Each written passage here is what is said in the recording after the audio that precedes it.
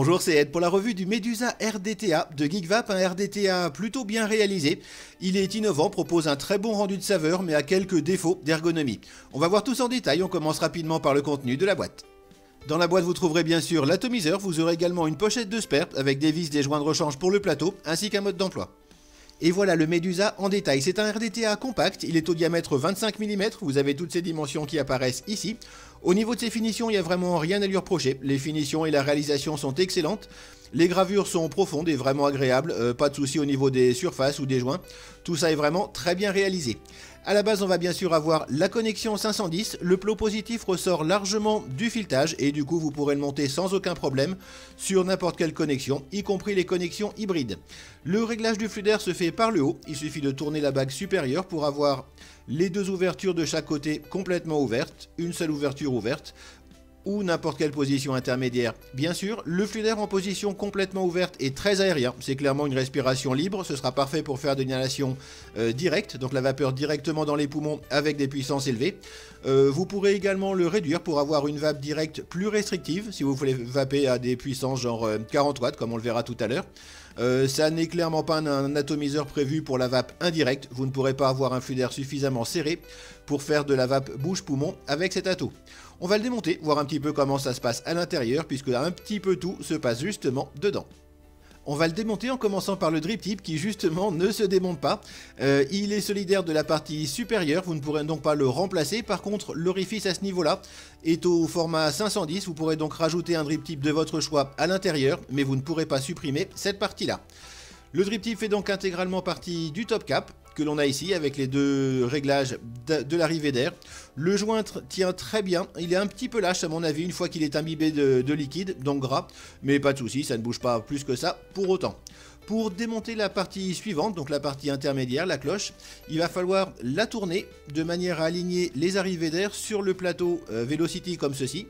Et là effectivement on pourra le sortir sans problème.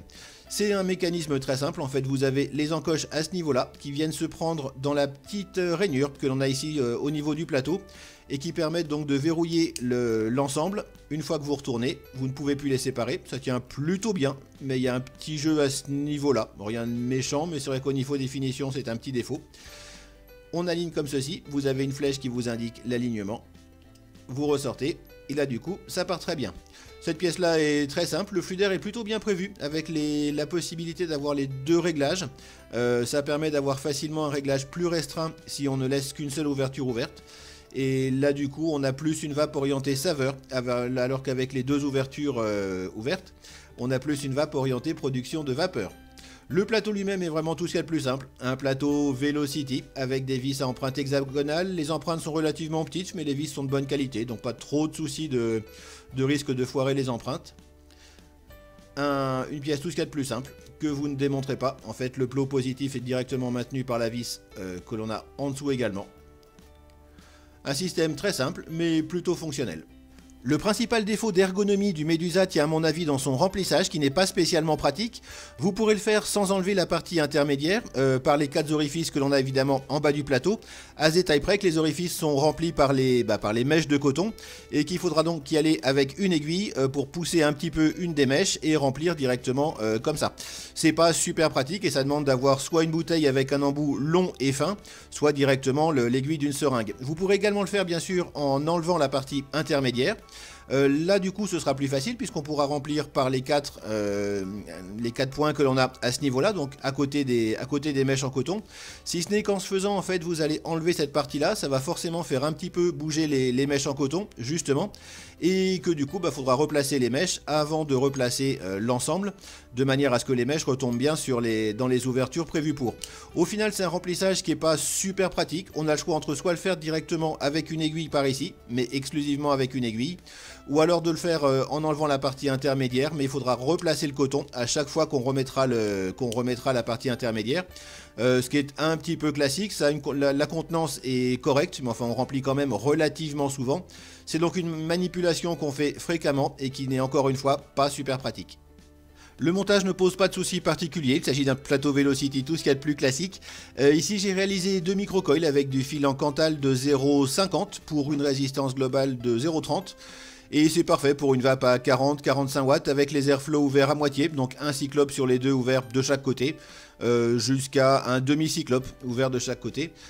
Plutôt une vape tranquille donc, et ça marche très très bien. Vous pourrez également faire des résistances plus importantes pour ouvrir les deux arrivées d'air de chaque côté. Bref, un plateau Velocity classique avec pas mal de possibilités de montage qui vont de la vape relativement tranquille à 40 watts en double coil jusqu'à la limite que vous voudrez.